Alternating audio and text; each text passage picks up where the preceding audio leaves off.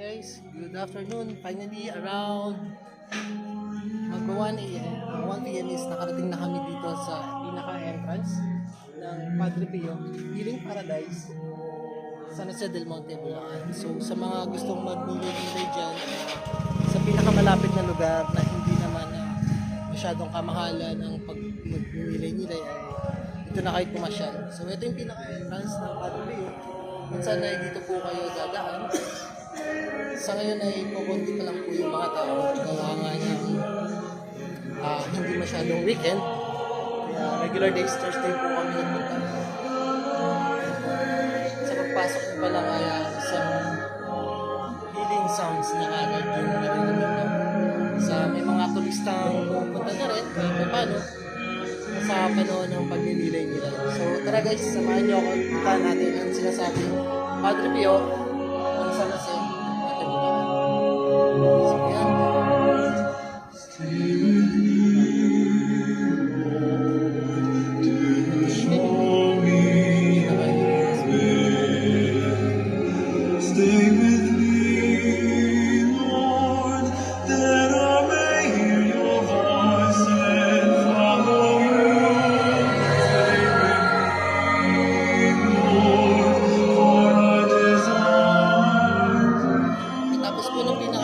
Ito po yung bubungad sa atin, ang Padre Pio Mountain Foundation, na kung saan ay dito na tahimik na nananahin yung mga turistang dumadayo.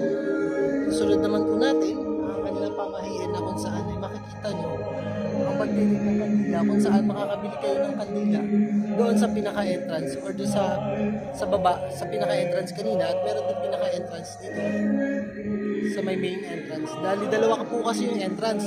Manggagaling po doon sa pinakababa hanggang sa pinaka-entrance dito sa taas, akit sa bundok ni Padre Pio. Ito niya. So, kung mapapansin nyo, napakaraming rosaryo. Itong mga rosaryong to ay parang pamahiin na ba o delegacy nila na iniiwan nila dito sa tuwing papasyal sila. So syempre hindi rin naman ako nagpahuli. Lagi ako may dalang rosaryo sa aking bag, ay nag-iwan din naman ako. So yun, magtitirik ng kandila sa mga nais magpunta rito. Ito po ang candle station nila. So susunod naman natin pupuntahan ay ang sinasabi ng statue ni Padre Pio. Natatanaw nyo, ganyan. Ganun siya kalaki.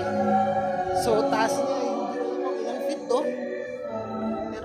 Sa mga gustong magnilay-nilay para magkaroon ng peace of mind, dito po, dito nyo matatapos.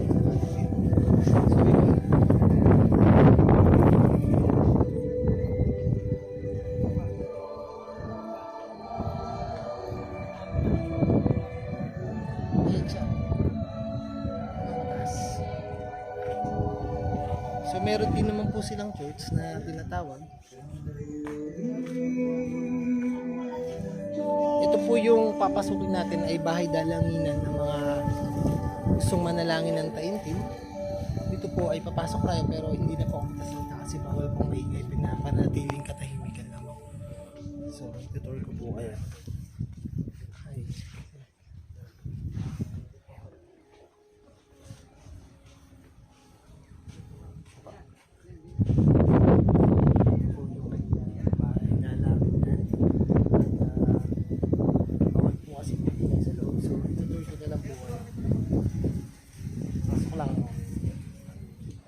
Pwede po mag-video sa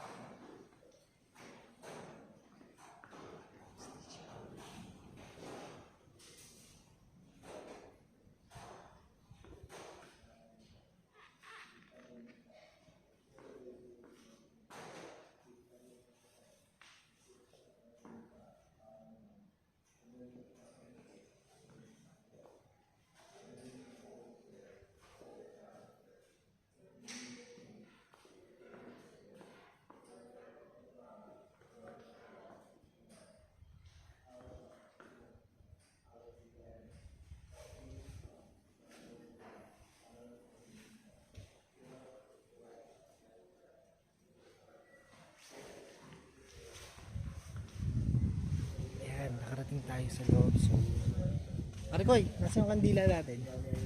Ayan, magsisindi na po kami ng kandila. After nung manalangin dito sa banal na ating, ano tawag nila dito? Simbahan, no? Banal na lang. Parang dalanginan, yan. Taimtim po kayong magdadasal. Tama? Ay, ito pala. Padre Pio Morabilia San Juan. Yan guys. Yan. Yan. Perfect view. Kung gusto mo na mag-picture-picture, medyo maganda na yung panahon. Yan. Ngayon ka mag-round trip. Hindi na mainit. Kasi kanina napakainit talaga after nung long drive natin, no? Sobrang init. So ngayon, pinababa lang muna namin yung araw. After nito, ilog naman yung babaybayin natin. So, ito yung ilang step to? 100 step ba to? Nakalagay dito kanina sa baba. Ito po yung pinaka-main entrance na kanina. Kaso, sinarado nila yung gate. Kaya, yan, sa likod kami dumaan. So, dapat talaga kung pupunta kayo dito, dito kayo manggagaling. Pakyat dito sa pinaka-sentro ni Padre Pio. Yan. Ayan po. Ganyan. Dapat dyan kayo makakarating. Simula rito, doon sa baba. Pero sa nangyari, sarado yung gate kanina, kaya doon kami dumaan sa likod.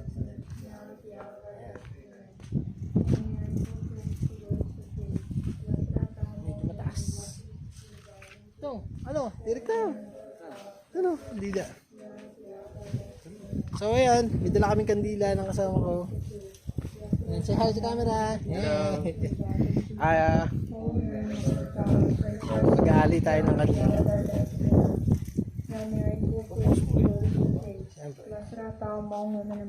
Ito yung titiri ko, hindi lamang panalangin para sa aking mga kaibigan, pamilya, mahal sa buhay. Hindi para na rin sa lahat ng manonood na dalangin ko na maging ligtas. Sagana at maging maayos lagi ang inyong pamumuhay. Samahan niyo ako guys. Hail Mary, full praise, the Lord is with thee. Blessed art thou among women, and blessed is the fruit of thy womb, Jesus. Holy Mary, Mother of God, pray for us sinners, now